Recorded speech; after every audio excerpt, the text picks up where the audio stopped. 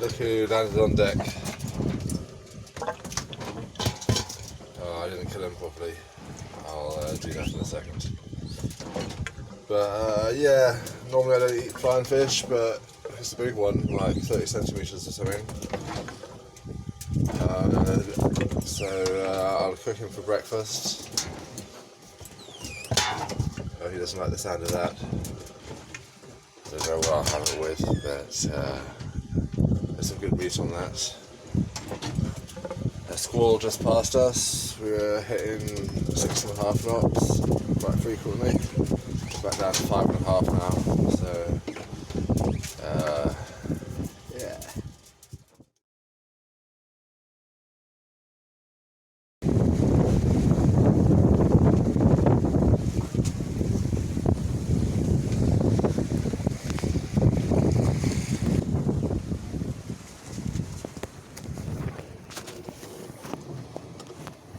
Good morning, guys. So as well as that big fish, which I heard because it was thumping around on deck, and well, it's not that big, it's the size of a normal sized mackerel, but as well as that, there's those other 3 fish you saw. I think I might try to use them as bait, and we've raised our average for the whole trip to like 4.2 knots now. We were averaging well above 5 last night and hitting 6 very often. Our maximum was 6.7.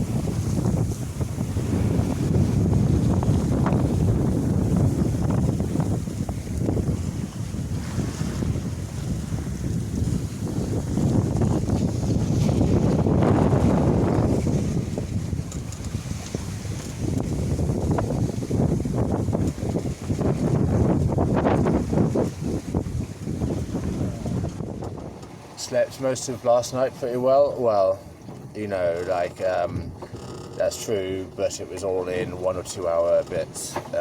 But I still feel much better, and that's a good way to sleep on a ship anyway. Well, you know, here out in the ocean, where there's away from the shipping lanes, it would be nice to sleep for the whole 8 hours. You know, I didn't have a problem with that at all, to be honest.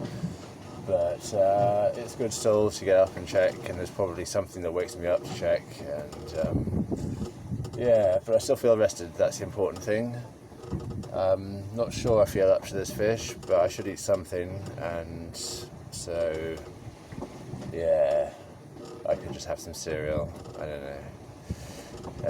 About that, for the same reason, I'm not really sure that I want to try catchfish, but maybe I feel like I should because I've got these fish now, flying fish. But you know, that's not a rare occurrence, getting flying fish on the boat. Though these are quite decent sized ones, even the smaller ones.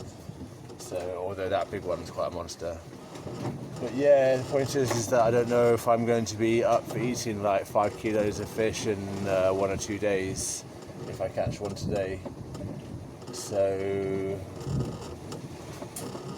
yeah, I shall see how I feel about that.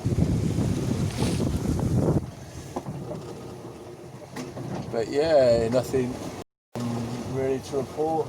I mentioned the Hydrovane problem yesterday, but that's the fix I put there is working okay.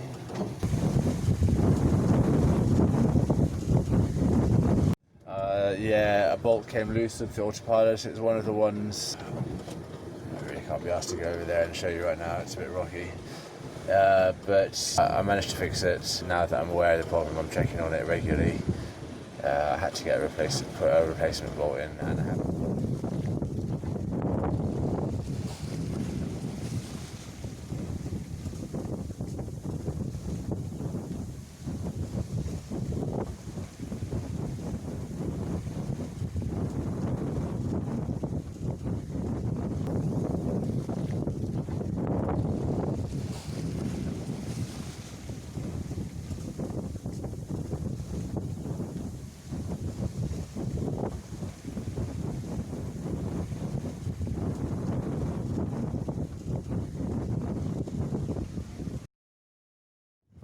Yeah, and check out this.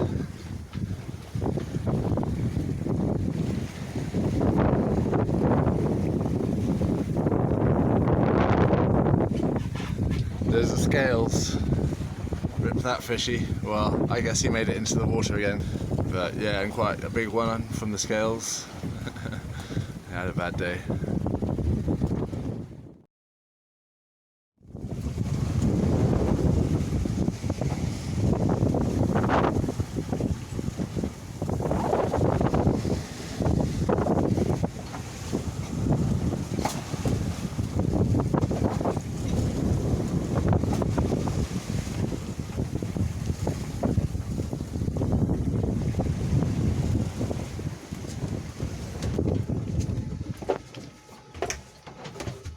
So guys, I didn't cook the fish, I threw it away in the end. I don't want to catch any either. And it's probably just as well, because there was 2 broken eggs and 2 cracked eggs. One I cracked whilst I was trying to clean the other eggs. So it turned from a 2-egg omelette into 4 with chorizo and onion. That's fine, only 3 eggs left though, so I have to think carefully what I do with that. Still lots of chorizo and stuff though. So in about half an hour, we'll be at the end of our second day, because I'm taking the day starting from 3 o'clock, though I'm writing the logbook every half day at 8 o'clock PM and AM. So, but anyway, we'll have made 115 roughly for this second day, which is nice, and I feel that we could have gone faster, but I'm not in a state to do deck work in this kind of weather, you know, just to get one more panel up, and it's slightly more, you know, and then we're approaching hull speed then, you know, we'd be doing 6+ knots, and probably and hull speed's like 7.5, so we could easily be reaching hull speed surfing, gusts and stuff, and I'll make it less comfortable, and if something comes along at night time I'd have to reef anyway. So I'm happy with this progress. The chart in a straight line, the charts say about 1910 miles to Dominica, and I'm not going in a straight line though, and it's telling me 16 to 19 days, but it's going to be a few more days than that, I think, even if this weather keeps up. But we have plenty more sail that can be raised, so we can keep up the pace, hopefully, and let's see how it goes. Hey guys, so we just passed 200 nautical miles done, and yeah, so I don't think that the problem with the Hydrovane can get worse now. It was wobbling a bit, and I fixed that with cable tie, but the cable tie was about the width of the distance that it should be, and it was wobbling shorter than that, so the cable tie is keeping it from wobbling, basically, is all. It's like 6mm thick, and it should be fine. I've got plenty of cable ties. So yeah, you know, like I've had this nice scrambled egg. I feel a bit better now. You know, I'm getting into my sea legs. We're making about 6 knots now. I guess we're pushing 27 knots, 28 knots of wind, something like that. Had to adjust the steering a little bit more downwind, so that it copes better with the waves. Every now and then we still get a bit of a swell from a different direction. But I'm steering about 10 degrees off the wind on the starboard tack, and so that gives me, you know, not jibing is not the biggest problem, junk rig, but it is a problem though if I'm using the Hydrovane, because it won't recover from that if it jibes, because the balance of the steering will be then in the opposite direction to which it needs to go to get back. So what else? Yeah, I'm glad I didn't put an extra panel up now. We've been going 6.5 quite regularly now, so then I'll just have to take it down again. I've got bits and pieces of sleep today as well. I've done stuff. lay down for an hour, done more stuff, you know, it's way more relaxing than it was last time for sure, you know. I don't know, I was kind of hoping that we'd be quicker than last time as well. 17 days it took me, hand steering, and I don't know how well you're going to be able to hear this with the wind, so I'll get up close and personal here. But 17 days hand steering and going home to sleep at night. So 17 days to Dominica. Well, it might have been if I could have gone a straight line, but now I can be not a little bit optimistic and say 19.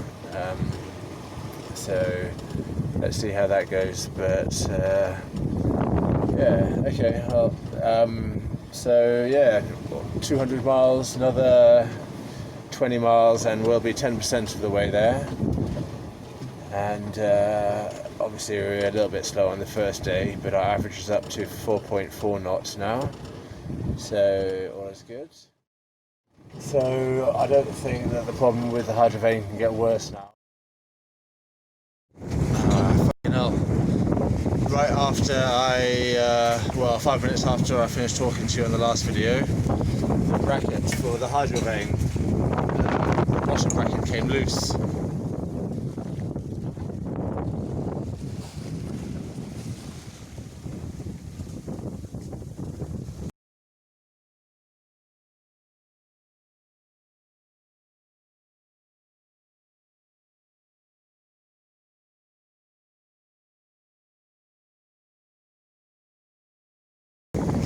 So I had to go over the edge of the swim ladder. Oh, yeah, here's that thing I was talking about there. And yeah, you see, I fabricated this to push it in that direction. I basically went down. There's, yeah, let me show you, and then I'll come back to the shelter and talk.